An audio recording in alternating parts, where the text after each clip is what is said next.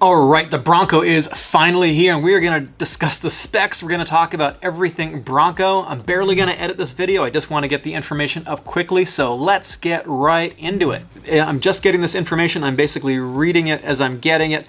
I might have made a mistake. Please don't attack me if I've made a mistake in here. That's just the nature of doing these videos quickly.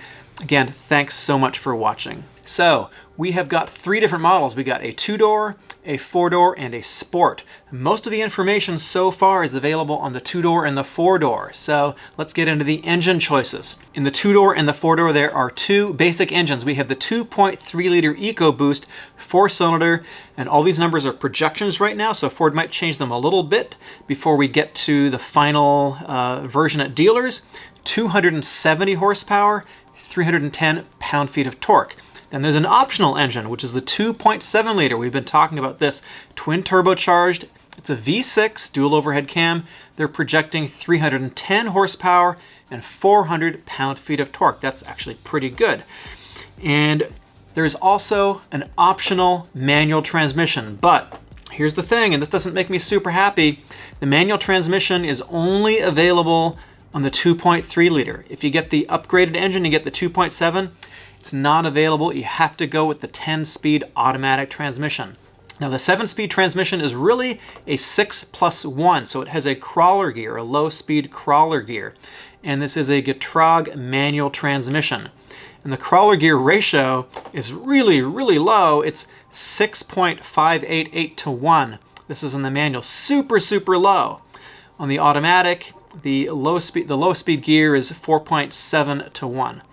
Now, all Broncos come standard with 4x4, of course, and the standard 4x4 is part-time selectable engagement, they call it. It's got a 2-speed electronic shift on the fly and a 2.72 to 2 low ratio. So there are a couple different versions of this thing. There's some different trim levels, but there is something called the Sasquatch package, and that is the one that you want to get if you want to have the most off-road capable Bronco. Before we get too far, the pricing. So the two-door starts at $29,995, the four-door starts at $34,695, and they haven't released pricing, as far as I can tell, for the Bronco Sport just yet. We have 7 unique equipment levels, starting with base, and then we go up to Big Bend. And these apparently are all increasing in capability and tech and so forth. The next one up is the Black Diamond. And I think all these packages include the equipment from the package before. So the base package has 4x4 standard, 2.3 liter Ecoboost. You get the 7-speed manual transmission, easily removable doors and roof. The terrain management system, which is called GOAT. It's 5 GOAT modes you get on the base one. 16-inch wheels. And 30-inch 255, 70R16 all-season tires and Sync 4. You get carpeted flooring and cloth seats. And you can put the optional 2.7 liter into the base one and the optional automatic transmission.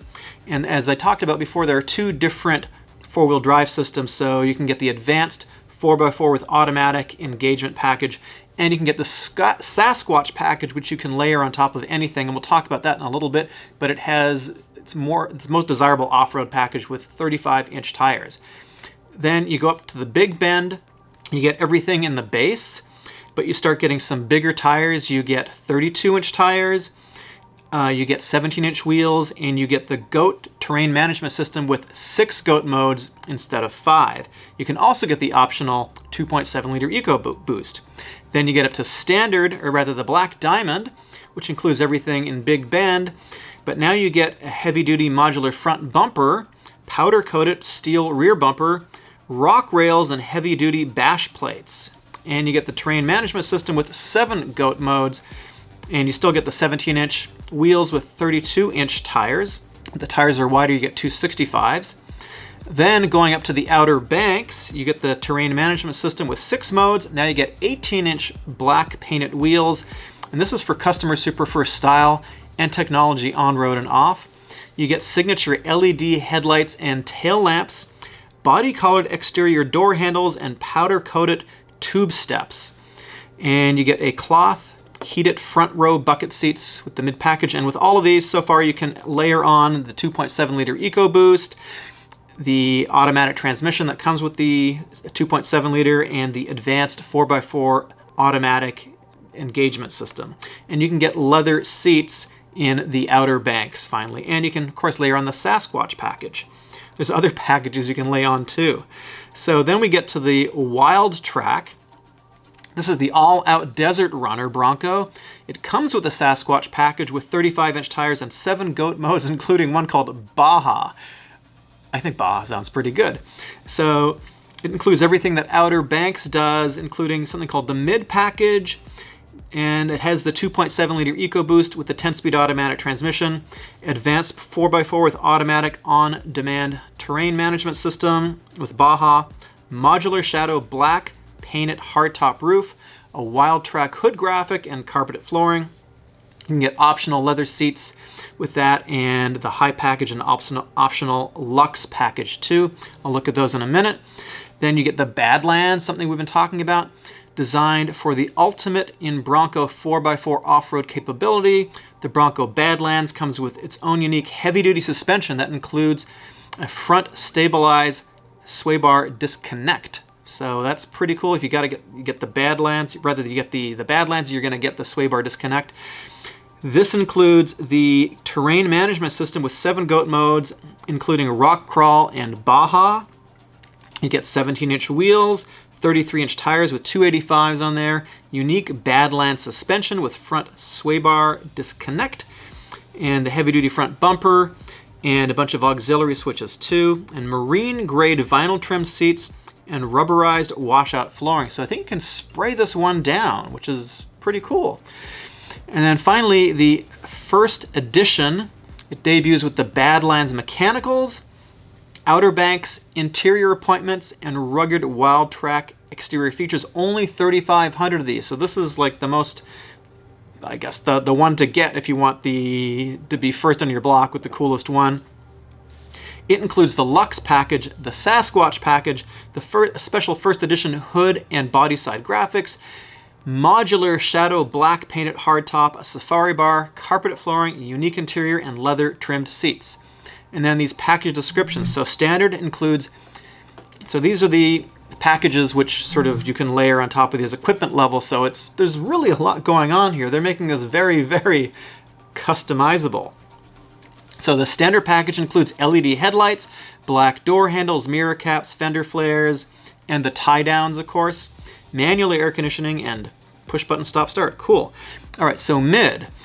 2-door intelligent access with lock and unlock functionality, 110 volts, ambient footwell lighting, auto dimming rear view mirror, dual zone electronic climate control, remote start system, remote sensing system, navigation system with Sync 4, pre-collision alert, automatic braking, and backup camera. Then you get the high package, which is the mid package content plus the 12-inch center screen, the 360-degree camera, additional sound deadening, like who cares about that, but if you got the doors off, front forward sensing system, a side of your rear view mirror, LED approach lights, and then Luxe includes everything from the package before that, including adaptive cruise control, 10-speaker B&O surround system, evasive steering assist, heated steering wheel, universal garage door opener, 2-row front USB smart charging ports, voice-activated touchscreen, and the Sasquatch package. This is the cool one. This is the one that I think you want and that I want too. 17-inch black painted aluminum beadlock capable wheels with 35-inch 315 70R17 BSW mud terrain tires, electronic front and locking rear axles, 4.7:1 final drive ratio, high clearance suspension, position sensitive Bilstein shock absorbers, and high clearance fender flares. So that is the rundown of all the different equipment series and packages. So you've got, oh my gosh, you got a lot here. You have 7 unique equipment levels, and then you have, we don't know anything about the pricing so far beyond what we've got with the base numbers there. Looks like we have 11 exterior colors. Put them up on screen right now. The one in the video is Cyber Orange Metallic Tricoat. That's that's the color for me. That's the one that I'm going to get, absolutely. And then they do have Velocity Blue. There was sort of a question as to whether there would be a good blue. So you got two blues. You got Velocity Blue and Antimatter Blue. Let me know down below like what colors you would pick, and also if you'd go with a two-door or the four-door and what packages you would pick. There's also two reds. We have Rapid Red Metallic Tinted Clear Coat and Race Red. I think this comes as no surprise, but we do have a Dana solid rear axle in this thing, and the front is independent front suspension, but it's also a Dana system, and Ford is making a big deal of its ability to go rock crawling. There's a lot of stuff in this launch video about it being able to go rock crawling with the rock crawl mode, and that's really the way they're positioning it. And they also are talking about it having a much better ride than a solid front axle like the Jeep has too. So these guys at Ford are really, really going after the Jeep Wrangler squarely right down the center. Let's talk about the Bronco Sport just for a little bit. They provided a lot less information about the Bronco Sport for whatever reason. Maybe we're going to get some more information on that in the future, but it does have a 2-liter in the Badlands, available in the Bronco Sport Badlands, a 2-liter with 245 horsepower and 275 pound-feet of torque. It sounds like there's another engine available for this too, but there's sort of less details and less information about the Bronco Sport available right now. So the Sasquatch package is kind of like what Jeep has on the Rubicon. This is the most off-road capable package, and it comes with 35-inch Goodyear mud terrain tires and the 4.7:1 final drive ratio, and of course front and rear lockers. And these are, you can get black painted beadlock capable wheels, and it comes with additional clearance, and you get the Bilstein damper suspension on there too. And it also has 3 additional inches of track width. So as I was saying before, you can add the Sasquatch package to any of the Broncos. So if you want the most, I guess the most bang for your buck really, you would get like the base and layer on the Sasquatch package onto it, and that would be your most affordable like 2-door Bronco. That would be the most affordable, most off-road capable Bronco that you can get. So there's 2 basic suspension systems you can get in here. They're both called HOS, which is High Performance Off-Road Stability Suspension System. So in the front you get this independent system with twin alloy A-arms, coilover springs, and then the upgrade has the Bilstein position-sensitive dampers. The rear is a solid 5-link system, again with coilovers, and again, with the upgraded, you're going to get the Bilstein dampers all the way around. So the ground clearance is pretty impressive, and it depends, of course, on which tires you get. So the base amount of ground clearance in the 2-door is 8.4 inches. On the 4-door, it's 8.3. But if you get the 35-inch tires, then it goes up to 11.6 on the 2-door and 11.5 on the 4-door. That is pretty good. They also talk about suspension travel in millimeters. In the 2-door, 215 base, 261 in the Badlands. Same with the 4-door, so that's pretty good. The angle of approach is 35 degrees and 43 with the big tires. The breakover angle is 21 inches and 29 with the big tires, and the departure angle is 29 and 37 respectively with the big tires. And the maximum water fording ability is 33.5 inches. So you can get through some pretty big. Now here's something that is a little bit disappointing, but I think it's just to do with the size of the frame and so forth. The towing capacity is 3,500 pounds. That's the same as the Wrangler. Let's talk about the hardtop and the interior and so forth. So the top is removable.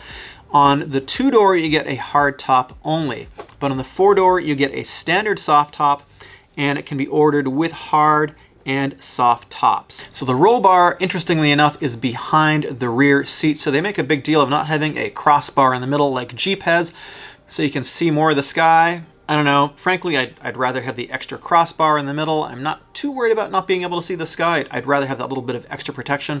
Hey, that's just me, but that's a differentiating factor between the Jeep and this. The interior options range from cloth to leather to what they call marine grade vinyl and actually rubberized flooring. So if you want to hose it out, you can, because there are drain plugs in the floor that are removable.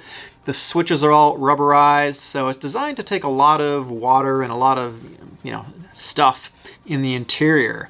You got grab handles all the way around, which is, I think, pretty cool. And then you have this available 12-inch available 12-inch screen with Sync 4. Now let's just for a second talk about the design. It is super cool. I think it has a real retro look, but from a distance it kind of looks like a big, I don't know, like a big Tonka toy. It looks like a big toy. It has a very interesting kind of futuristic but very retro styling.